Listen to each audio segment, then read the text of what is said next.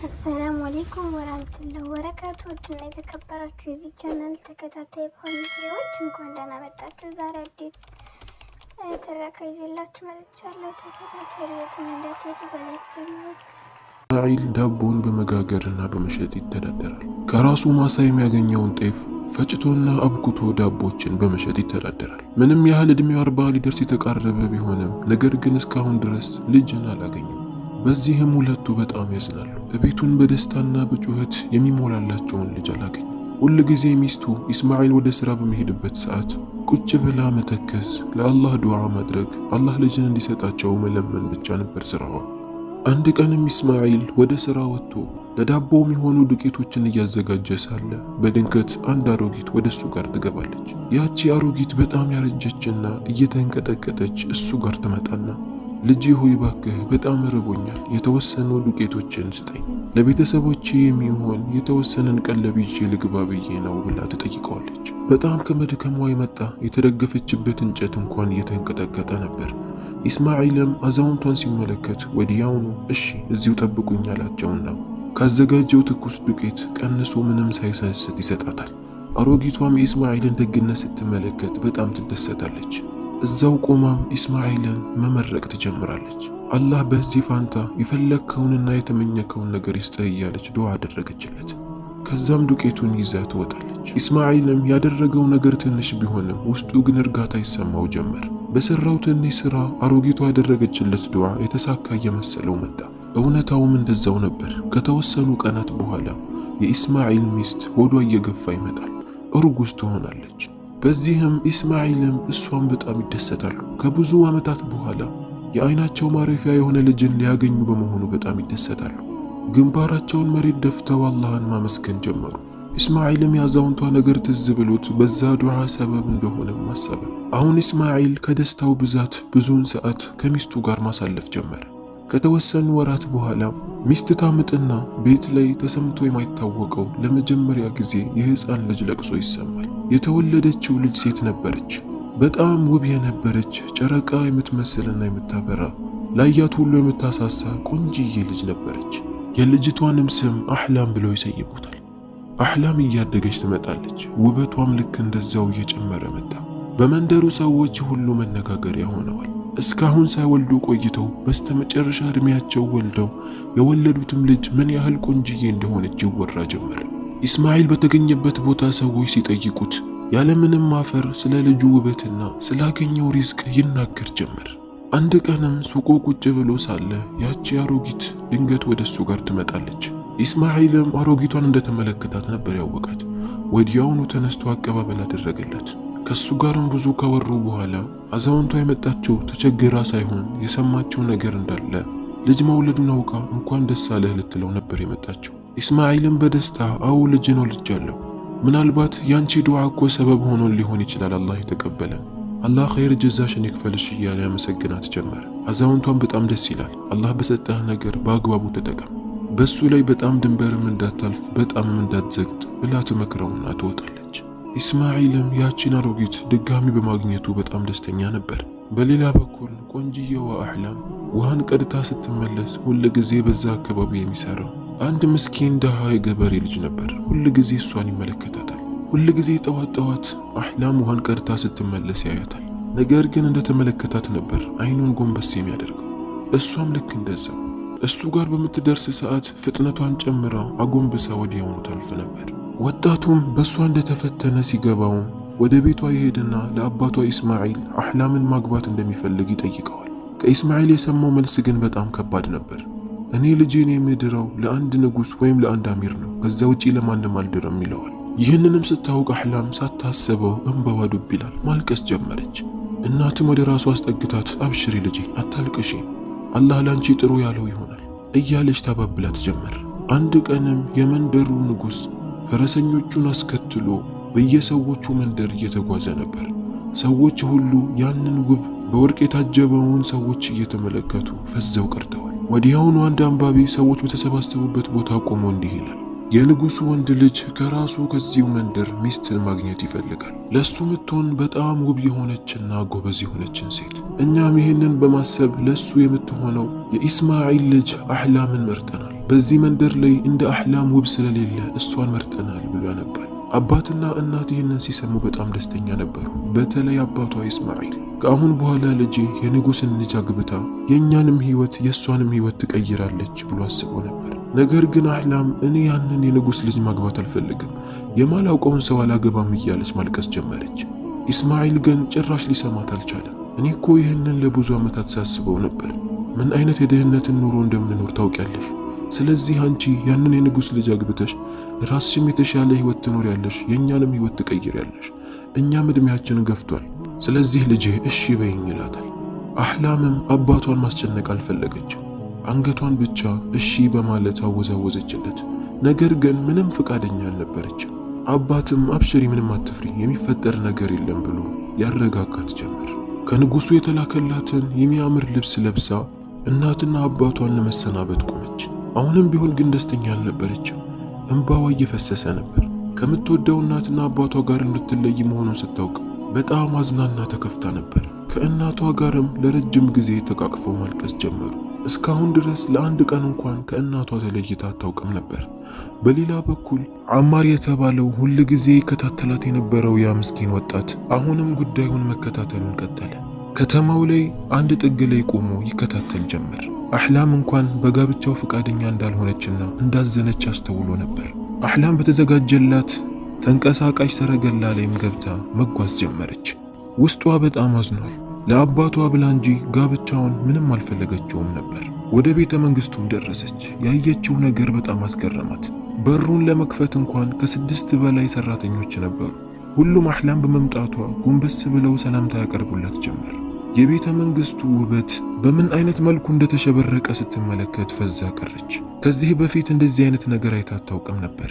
የንጉሱንም ሚስት አገኘቻት። ፈገግ ብላም የወደፊቱ የልጄ ሚስት ማለት አንቺ ነሽ፣ ነገር ግን እሱን ከማግባትሽ በፊት የተወሰነ የምንጫወተው ጨዋታ አለ። በሱ ጨዋታ ላይ ጎበዝ ከሆንሽ ነው የልጄ ሚስት መሆን የምትችይው ትላታለች። አስከፊቱ የልጄ ሚስት ማለት አንቺ ነሽ፣ ነገር ግን እሱን ከማግባትሽ በፊት የተወሰነ የምንጫወተው ጨዋታ አለ። በሱ ጨዋታ ላይ ጎበዝ ከሆንሽ ነው የልጄ ሚስት መሆን የምትችይው ትላታለች። አስከትላም እንዲህ አለቻት፣ ዛሬ ምሽት እስከሚነጋ ድረስ በቤተ መንግስት ውስጥ የፈለግሽው ቦታ ትደበቂያለሽ። ቤተ መንግስት ውስጥም ያሉ የተወሰኑ ሰራተኞች አንቺን ፍለጋ ይበተናሉ። አንቺን ሳያገኙሽ ፀሐይ ከወጣች የልጄ የወደፊት ሚስት ትሆኛለሽ ትላታለች። አህላም ጉዳዩ በጣም ቢያስገርማትም ነገር ግን ዝም ብላ ፈገግ አለችላት። ስትመጣ ይሄ ነገር ስላልተነገራት በጣም ግራ ትጋባለች። ከዛም አንድ ሰራተኛ ትመጣና አህላምን ይዛ ወደ አንድ ክፍል ታስገባታለች። ለአሁን ረፍት አድርጊ፣ ጨዋታው የሚጀምረው ማታ ላይ ነው። ከዛም አንድ ነጭ ልብስን ይዛላት መጣች። ልብሱ ላይ የማይገባ የተጻፉ ጽሑፎች አሉት። ሰራተኛዋም አህላም ያንን ልብስ እንድትለብስ አደረገቻት። አህላምም ግራ በመጋባት ልብሱ ላይ ያለው ጽሑፍ ምንድን ነው? በጣም ግራ ያጋባል ትላታለች። ሰራተኛዋም የምታውቀው ሚስጥር ነበርና አውቃ ፈገግ አለችና ይሄ ምንም ነገር አይደለም፣ ከዚህ በፊት የነበሩት ንጉሶች ይለብሱት የነበረ የክብር ልብስ ነው። አንቺም የንጉሱን ልጅ ስለምታገቢ አንቺ ተመርጠሽ የምትለብሽው ይህንን ነው አለቻት። አህላም እየተፈጠረ ያለው ነገር በጣም ግራ ቢገባትም ነገር ግን ዝም ብላ ለማሳለፍ ወሰነች። በሌላ በኩል የንጉሱ ሚስት ከአንድ ጠንቋይ ጋር በጨለማ ክፍል ውስጥ እያወራች ነው። ነገራቶች እንዴት እየሄዱልሽ ነው ብላ ጠንቋዩን ትጠይቃታለች። ጠንቋዩም ንግስት ሆይ ሁሉም ነገር በጥሩ እየሄደ ነው። የለበሰችው ነጭ ልብስ ላይ የተጻፈው ጽሑፍ የሚረዳን የሆነ ጽሑፍ ነው። ልክ እሷን አንድ ሰራተኛ ይዞ ሲገድላት ወዲያውኑ የእሷ ውበትና ወጣትነት ወደ አንቺ ይመጣል፣ እሷ ደግሞ ትሞታለች ትላታለች። ንግስቲቷን በደስታ ጭንቅላቷን ነቅነቅ አደረገችና መጀመሪያ እሷን ለሚይዝልኝ ሰራተኛ ትልቅ ድርሻን የምሰጠው አለች። ከዛም ጨዋታው እንዲጀመር ምልክትን ሰጠች። ጨዋታውም እንዲጀመር ከበሮ መመታት ጀመረ። ጨዋታውም እንደተጀመረ ያወቀችው አህላም እየሮጠች መደበቂያ ክፍልን መፈለግ ጀመረች። እሷ ይሄ ሁሉ ነገር እንደተዘጋጀላት አላወቀችም። ከዚህ በፊት ያሉ ንጉሶች ያደርጉታል ብላ ስላሰበች እየሳቀችና ደስ እያላት መደበቂያ ክፍልን እየተዘዋወረች መፈለግ ጀመረች። ማንም አያገኘኝም ብላ ወዳሰበችው ወደ አንድ ክፍልም ትገባለች። የገባችበት ክፍል ማንም ያልነበረበት የድሮ ጥንታዊ ቁሶች የነበሩበት ክፍል ነበር። ወደዛም ገብታ ከአንድ መጋረጃ ስር ተደብቃ መመልከት ጀመረች። እጆቿን ልቧ ላይና አፏ ላይ በማድረግ ሳቆቿን ለመደበቅ መታገል ጀመረች። ነገር ግን ወዲያውኑ አንድ ሰው ወደ እሷ ጋር ሲገባ ትመለከታለች። ቤተ መንግስት ውስጥ የሚገኝ አንድ ሰራተኛ ነበር። ሰራተኛውም እንዲህ አለ፣ ልጅቷን አግኝቼ ትልቅ ደሞዝን ማግኘት ያለብኝ እኔ ነኝ እያለ ነበር። ይህንን ስትሰማ አህላም በጣም ደነገጠች። ጫወታ ብቻ አላሉኝም እንዴ? እኔን ይዘው ለምን ደሞዝን ማግኘት ፈለጉ? ይሄማ ሌላ ሚስጥር ሊኖረው ይችላል ብላ በጣም ደነገጠች። ብዙም ሳይቆይ ወዲያውኑ 3 ወታደሮች እየሮጡ ወደዛ ክፍል ይገባሉ። ሁሉም እሷን ለመግደል የሚያመቸውን መሳሪያ ይዞ ነበር። አህላም ከበፊቱ የበለጠ በጣም መደንገጥ ጀመረች። ቀጥታም እሷ ወዳለችበት ክፍል አንዱ ወታደር ይገባል። በእጁ ላይ እሷን ለመግደል የሚያመቸውን ጩቤ ይዞ ነበር። አህላምም ቀጥታ እሱ ወደ እሷ ጋር እየመጣ እንደሆነ ስታውቅ በሌላ በር በኩል እየሮጠች ማምለጥ ጀመረች። ነገር ግን በሚያሳዝን ሁኔታ ያ ወታደር ስትሮጥ ተመልክቷት ነበር። ከኋላውም ቁም እያለ ያሯሩጣት ጀመር። የያዘውንም ጩቤ ሲወረውር ሳያስበው አንድ ቤተ መንግስት ውስጥ የምትገኝ ሰራተኛ ላይ ያሳርፈዋል። ሰራተኛውም እዛው ሞተች። አህላም ይህንን ስትመለከት ድምጿን ከፍ አድርጋ ጮኸች። የምታደርገው ነገር ግራ ገብቷት ከዛ ሰራተኛ ለመሸሽ መሯሯጥ ጀመረች። ወደ አንድ ክፍልም ገብታ ስትመለከት አንድ ቁም ሳጥንን ታገኛለች። ቁም ሳጥኑንም ከፍታ ወደ ውስጥ ገብታ ለመደበቅ ወሰነች። ያ ወታደር ሳይመጣባትም ቁም ሳጥን ውስጥ ገብታ ተደበቀች። ውስጥም ገብታ ሳታስበው ወደ ኋላ ስትደገፍ የተደገፈችበት ጣውላ ወደ ውስጥ ይገባና እሷንም ወደ ውስጥ ይዟት ይገባል። ለካ ያ ሳጥን ብቻ ሳይሆን ወደ ውስጥ የሚያስገባ ጉድጓድ ነበር። አህላምም በዛ ጉድጓድ ወደ ውስጥ ትገባለች። ራሷንም ለተወሰኑ ደቂቃዎች ሳተች። አህላምም ስትነቃ ራሷን በምድር ቤት ውስጥ ታገኘዋለች። ቦታው ማንም የማያውቀውና ለየት ያለ ጨለማ ያለው ክፍል ነበር። አህላምም በጣም ደንግጣ ዞር ብላ ስትመለከት ያላሰበችው ነገር ገጠማት። ያ ሁል ጊዜ ይከታተላት የነበረው አማር በዛ ክፍል ውስጥ በሰንሰለት ታስሮ ነበር። አህላምም ወዲያውኑ አማር እንደሆነ አወቀች። ወደሱ ጋርም ጠጋ አለችና ምን ሆነህ ነው እዚህ ታሰርከው? ምን አድርገህ ነው ብላ ጠየቀችው። አማርም አህላምን በማግኘቱ በጣም ደስ አለው። ስቃይ ላይ ቢሆንም ትንሽ ፈገግ አለና እንዲህ አላት፣ አንቺን ይዘውሽ እንደሄዱ ውስጥ ያልተረጋጋምና ከአንድ ወታደራዊ ሰረገላ ኋላ ተደብቄ ወደ ቤተ መንግስቱ መግባት ቻልኩኝ። ወደ ውስጥም ገብቼ ስመለከት የንጉሱ ሚስትና ልጇ እያወሩ ነበር። የሚያወሩት ነገር በጣም ከበደኝ። ልጁም እንዲህ አለ፣ እናቴ እኔን ለመዳር አንድ ድሃ ሴት አመጣሽ አሉ። እናቱም በደንብ ከሳቀች በኋላ እኔ ሞኝ ነኝ እንዴ ልጄን ለማንም ድሃ የምድረው? እኔ ያቺን ድሃ ያመጣሁት ልጠቀምባት ነው። እንደምታውቀው እድሜ አርጅቷል። ነገር ግን እኔ ወደ ወጣትነትና ጥሩ መልክ ያላት ውብ ሴት መሆን እፈልጋለሁ። ልጠቀምባት ነው ያመጣኋት። ከዛ ስትሞት እንደ ቆሻሻ ጥላታለሁ፣ አታስብ እያለች ትስቃለች። አህላም ይህንን ስትሰማ በጣም ደነገጠች። ጭራሽ ያላሰበችው ነገር ነበር። አማርም ቀጥሎ እንዲህ አለ፣ ይህንን በሚያወሩ ሰዓት አልቻልኩ፣ ራሴንም መቆጣጠር አቃተኝ። ሳላስበውም ወደዛ ሮጬ ልጁ ላይ ተጠመጠምኩበት። ነገር ግን ወታደሮች ያዙኝና አሳማሚ ቅጣትን ቀጡኝ። ወደዚህ ምድር ክፍልም ማንም ወደማይደርስበት እዚህ ክፍል አስገቡኝ። በረሃብ እንድሞትም እዚህ አስረውኝ ሄዱ አላት። አህላምም ለአማር አዘነችለትና የታሰረብህን ሰንሰለት ልፍታለህና እናምልጥ ትለዋለች። አማርም ይህማ የማይታሰብ ነገር ነው፣ ሰንሰለቱን ከኔ መፍታት የሚችሉት ወታደሮቹ ብቻ ናቸው፣ አንቺ አትችይም ማለት። አህላም ግን ለኔ እንደዚህ ሆነ እኔ መቼም ጥዬ አልሄድም እሞክራለሁ አለችውና ሰንሰለቱን ለመፍታት መታገል ጀመረች። አማር ግን እባክሽ ወታደሮቹ ሳይመጡ ከዚህ መሄድ አለብሽ አላት። ነገር ግን ወዲያውኑ በሩ ይከፈትና ወታደሮች ፊት ለፊት ብቅ ይላሉ። አህላምም ገና ሳታመልጥ ሮጠው ይይዟታል። አማርም ከታሰረበት ቦታ ከፈቱት በኋላ ይዘውት ይወጣሉ። ወደ ንግስቲቷ ጋርም ይዘዋቸው ሄዱ። ንግስቲቷ በደስታ እየሳቀችና እየፈነጠዘች ነበር። ከዛሬ በኋላ ይህ እርጅና ከኔ ይወገዳል እያለችም ትስቃለች። ንግስቲቷም ለአማር አንተ እሷን የምታድናት መስሎህ ነበር፣ እሷን ለማዳል ይሄ ሁሉ መስዋዕትነትን ከፈልክ፣ የሚሳካልህ አይምሰልህ፣ እንደውም አንተ እዚሁ ትገደላለህ አለችውና እዛው አሰረችው። አህላም ባለ በሌለ ድምጿ እየጮኸች ነበር። አማር ቁጭ ብሎ በንዴት አህላምን ይመለከታታል። እግሩንም እጁንም አስረውት ስለነበር ምንም ማድረግ አልቻለም። ጠንቋዩም ወደ ንግስቲቷ ጠጋ አለችና በጆሮዋ እንዲህ አለቻት፣ ጊዜው በጣም እየረፈደ ይመስለኛል። ፀሐይ ሳትወጣ በፊት ልጅቷን መግደል አለብን። እሷን ሳንገድላት በፊት ፀሐይ ከወጣብን አንቺ መጥፎ አደጋ ላይ ትሆኛለሽ። መልክና ኃይልሽን ብቻ አይደለም የምታጪው፣ ህይወትሽንም ልታጪ ትችያለሽ አለቻት። ንግስቲቷም ይህንን ስትሰማ ወዲያውኑ አህላምን ለያዘው ወታደር ወዲያውኑ ግደላት ብላ ታዘዋለች። ወታደሩም የንግስቷን ትዕዛዝ ተቀብሎ ለመፈጸም መዘጋጀት ጀመረ። ነገር ግን በሚገርም ሁኔታ የቤተ መንግስቱ በር በኃይል ይከፈታል። የመንደሩ ሰዎች ሁሉ ግልብጥ ብለው በእጃቸው ዱላና እሳትን ይዘው እየሮጡ መግባት ጀመሩ። ከነሱ ጋርም የአህላም አባትና እናትም ነበሩ። እንዲሁም ያቺ የአህላም አባት የረዳትም አዛውንት ነበረች። ወደ ንግስቲቷም እየተመለከተች ድምጿን ከፍ አድርጋ አሁን ሁሉንም ነገር አጋልጣለሁ፣ በሰዎች ፊት ትዋረጃለሽ፣ ከጎንሽ የምትቆመው ጠንቋይ ምንም ያህል እህቴ ብትሆንም እንኳን ከተግባሯ እንድትቆጠብ ተገቢ ቅጣትን ማግኘት አለባት። ሰዎች ያዟት ብላ አዘዘች። ጠንቋይዋ ግን በድንጋጤ እየሮጠች ወደ ቤተ መንግስቱ ገባች። በድንጋጤም ከወታደሩ እጅ ጩቤው ይወድቃል። ወታደሮቹ ሁሉ ደንግጠው ወደ ኋላ ማፈግፈግ ጀመሩ። አህላም ለብሳው የነበረው ነጭ ልብስ ላይ ያለው ጽሑፎች እንዳለ ከሷ ላይ እየረገፉ መነሳት ጀመሩ። የሚገርመው ነገር ፀሐይም እየወጣች ነበር። ያ የወጡት ጽሑፎችም እንዳለ ንግስቲቷ ላይ ያርፋሉ። ያሰበችው እቅድ፣ ህይወቷን መስዋዕት አድርጋ የገባችለት ቃል ባላሰበችው መልኩ ራሷ ላይ ተገለበጠ። ጠንቋዩዋ እንዳስጠነቀቀቻት ፀሐይ ወጥቶ ስለነበር አቅሟና መልኳን ብቻ ሳይሆን ያጣችው ህይወቷን ሙሉ አጣች። ሙሉ ለሙሉ እንደተበተነ ጥቁር ጭስ ሆና ቀረች። ያሰበችው መጥፎ ተግባር በራሷ ላይ ተገለበጠ። አህላምም አባትና እናቷን በማግኘቷ በጣም ተደሰተች። አባትም በመቸኮሉ የደረሰ ነገር በመሆኑ ማወቀ። ሰዎች በተሰበሰቡበት ልጄን ለማዳን ሰበብ የሆነው ይህ ወጣት ነው። እሱ ልጄን ለማግባት ፈልጎ ጠይቆኝ ነበር። ነገር ግን እኔም ቢያልኩት ያደረኩት ነገር አግባብ አይደለም። በሰዎች ፊት ይቅርታን እጠይቀዋለሁ። አሁን እሱ ባይፈልግም እንኳን እኔ በግድ ከሱ ጋር ላጋባው ወሰኛለሁ አለ። አማርም ይህንን ሲሰማ በጣም ተደሰተ። የብዙ ጊዜ ህልሙ በተሳካ ሁኔታ ሆነ። አህላም እንደዛው የምታውቀውንና የምትወደውን ልጅ በማግባቷ በጣም ደስተኛ ሆነች። በመንደሩ ላይ ትልቅ የሰርግ ፕሮግራም ተዘጋጅቶ ሁለቱም ተጋቡ። አባት በመቸኮሉ ብቸኛ ልጁን ሊያጣ ነበር። ነገር ግን አላህ ሊያስተምረው ፈለገ። ልጁን አልወሰደበትም። ጀግናውን አማር የአህላም ቤተሰቦች ብቻ ሳይሆን የመንደሩ ሰዎች ሁሉ ወደዱት። ወጣቱም ወዲያውኑ የሰፈሩን ሰዎች መሰብሰብ ጀመረ።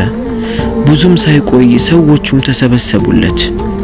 ሁሉም ለየራሱ በትርና መሳሪያን ይዞ እየሮጠ ወደዛ መሄድ ጀመረ። በማሳው መሃልም ሲሄዱ ሁለቱን ሽፍታዎች ልጅቷን ይዘው ሲያሰቃዩት ተመለከቱ። ወዲያውኑም ወጣቶቹ ተባብረው ልጅቷን ከሁለቱ ሽፍታዎች ማስለቀቅ ቻሉ። ሁለቱ ሽፍታዎችም እየሮጡ ከዛ ቦታ ላይ ሸሹ።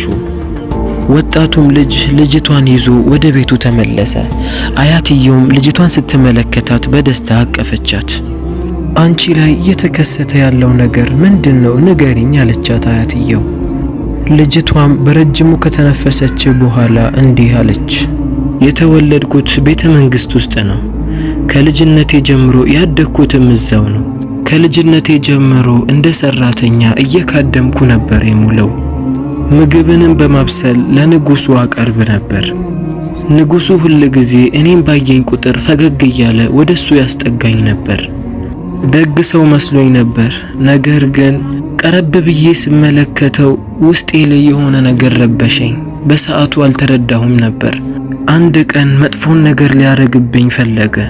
ነገር ግን እኔም ቢያልኩት ንጉሱን በጣም ተቆጣ። እሺ እንድለው ብዙ ስጦታዎችን ይሰጠኝ ጀመር። ነገር ግን እኔ እሺ ልለው አልቻልኩም። ሚስቱም ይህንን በሰማች ጊዜ እኔን አስጠርተኝ ይህንን ቤተ መንግስት ወዲያውኑ ለቅቄ እንድወጣ ነገረችኝ። እኔም ልብሴን ሰብስቤ ልወጣ ስል በር ላይ ወታደሮች አስቆሙኝና ንጉሱ ጋር ይዘውኝ ሄዱ።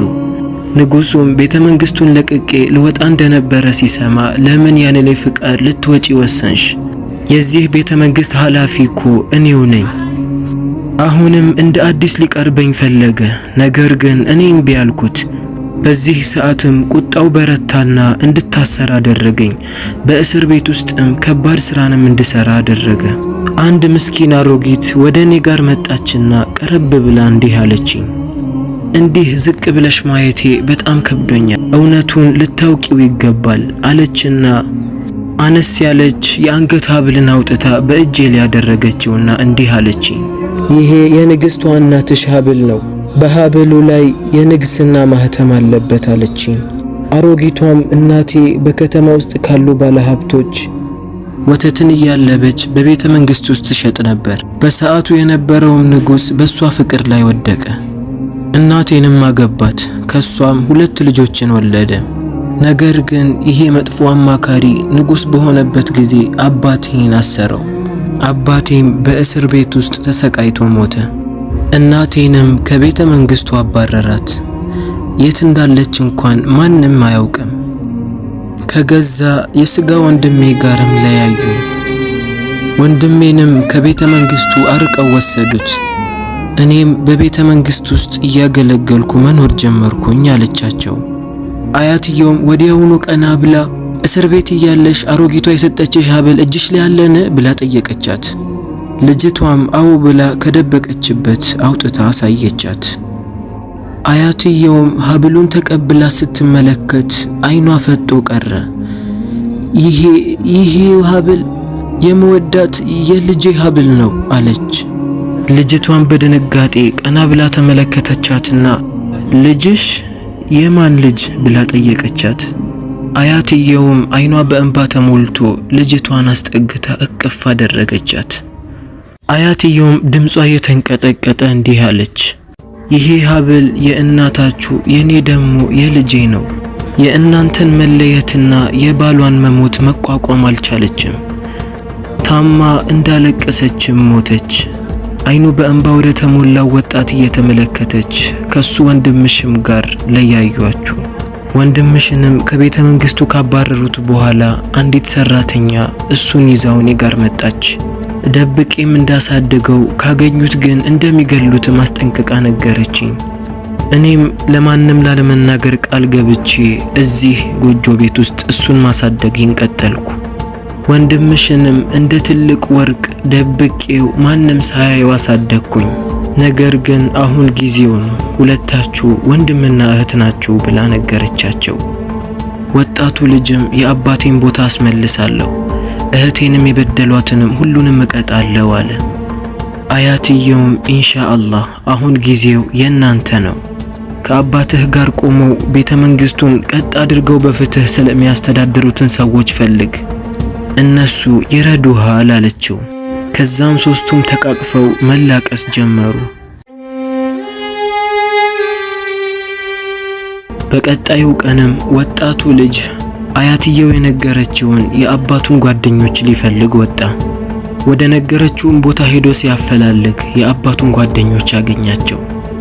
የአባትየው ዋና ሰራዊት ልጁን ሲመለከተው በህይወት ያለ አልመሰለኝም ነበር። ነገር ግን አሁን ኢንሻአላህ አላህ ይረዳናል፣ በአላህ ፍቃድ እናስመልሳለን አለና ሰዎቹን አሰባሰበ። ምንም ያህል ያላቸው ኃይል አናሳ ቢሆንም ልባቸው ግን አንድ ነበር። መሳሪያ ያለው መሳሪያውን ይዞ የሌለው ደግሞ ያገኘውን ነገር ይዞ በዳዩን ንጉስ ለመጋጠም ሄዱ። በአላህ ፍቃድም ማሸነፍ ቻሉ። ንጉሱንም እስር ቤት እንዲወረወር አደረጉ። ወጣቱም የአባቱንና የእናቱን ክብር ለማስመለስ አያቱንና እህቱን ይዞ ወደ ቤተ መንግስቱ አመራ። ወጣቱም ልጅ የቤተ መንግስቱ ዋና ሹም ሆኖ ተመረጠ። ቤተ መንግስቱንም በስርዓትና በፍትህ እንዲተዳደር አደረገ። የዛሬው ታሪካችን ይህንን ይመስል ነበር። ሰብስክራይብ፣ ላይክ፣ ሼር ማድረጋችሁን እንዳትረሱ። አስተያየትም ካላችሁ ኮሜንት ስር አስቀምጡልን። ህይወት ማብቂያ አላት። እንደ ዛዛታ እንደ ጨዋታ እንደያዝናት አትቀጥል። የሆነ ቀን ታበቃለች። አሁን ሊሆን ይችላል፣ ከሰዓታት በኋላ ሊሆን ይችላል፣ ከዓመታት በኋላ ሊሆን ይችላል። ፈአለይና አን ነኩነ አላ የቂን፣ በእርግጠኝነት ልናውቀው እርግጠኛ ሆነን ልናምንበት የሚገባ ነገር ይመጣል። መቼ እንደሆነ አናውቅም። እናንተም ታበቁና ጊዜያችሁ ወደ እኔ ተመላሾች ናችሁ። ወራላህ